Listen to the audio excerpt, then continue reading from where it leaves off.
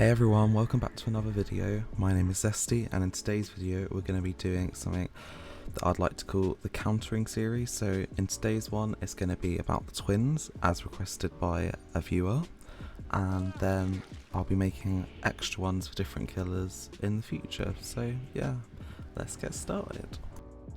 So for the first tip, you are going to want to be doing last second jukes when you're against Victor.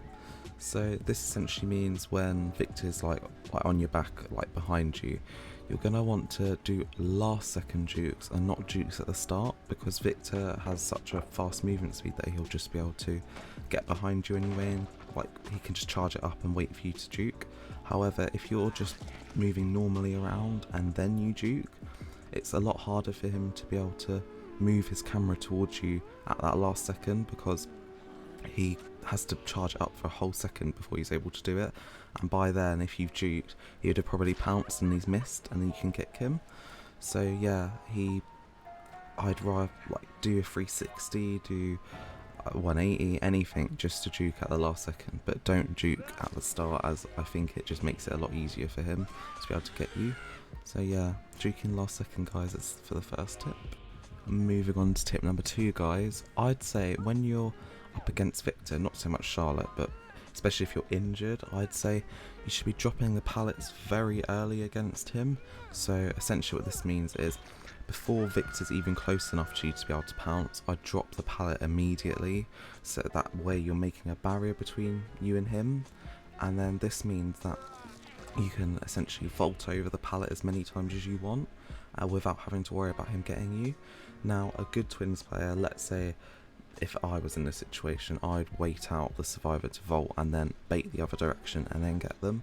But most twins players, because they don't play them very often, they'll fall for this and then they'll pounce and they'll go over to the other side of the pallet and then they can get kicked. So yeah, I'd say drop it extremely early, and this will create almost essentially a barrier between you and Victor. And then also for this tip, I'd say you can drop a pallet all head on Victor and he'll die.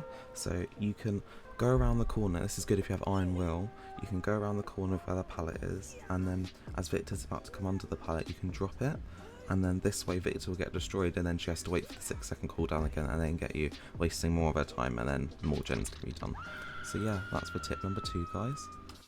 Moving on to tip number 3 guys, so I'd say when you're in a match against the twins, it's very important to keep an eye on where Charlotte is at all times. So and this way you can then now think about what your next move's going to be. So you could either get in a locker if you know she's far enough away, or if you know that she's too close, you're going to have to loop Victor. So with this tip, it essentially means that you will be able to count them a lot easier, because you'll have tabs on where Charlotte's location is. So you're going to want to be keeping an eye on where her terror radius is, and then if it disappears all of a sudden, that's probably meaning she's using Victor. So all of these things, just keeping an eye on where Charlotte is, actually is very helpful against the twins, like when you're trying to counter them. So I'd say keep an eye on Charlotte. If she's far enough away before she can get you, get in a locker, that way she has no power for the next probably 20 seconds before she can get you. And if she's too close, you're going to have to loop Victor, and that's quite difficult obviously, but with the tips I'm giving you in this video you should find it a little bit easier. So yeah, that's tip number 3 guys. Moving on to tip number 4, I'd say this is possibly the biggest counter to the twins in the game, and it's staying in groups of at least 2.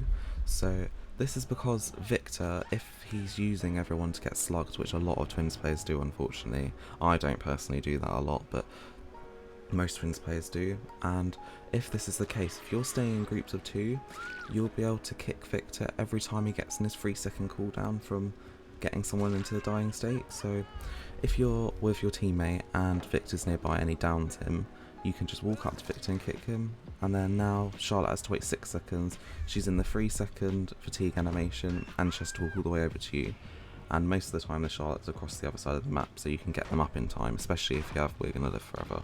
So yeah, this obviously won't work very well if Charlotte's really close, but most of the time Victor's released from the other side of the map, and this means you can get up your teammate, and then now Charlotte has no pressure because you've got them up and there's no slug.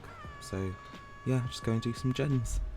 Moving on to the last, and in my opinion I wouldn't say the most important because number 4 was the most important, but number 5 is very important still, and it's a mistake a lot of people make, is that Victor, in fact, is the stealthiest killer in the game technically.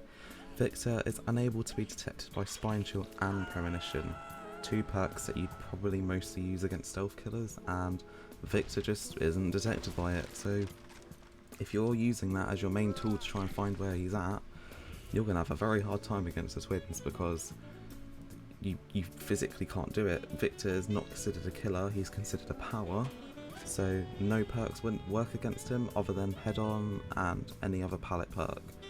And this is something that I see a lot, especially in solo queue. I'll be going against the twins as a survivor, and my teammates will be using these perks because I've seen the end game, and it makes me think that people are still using this as a tool to find where he is.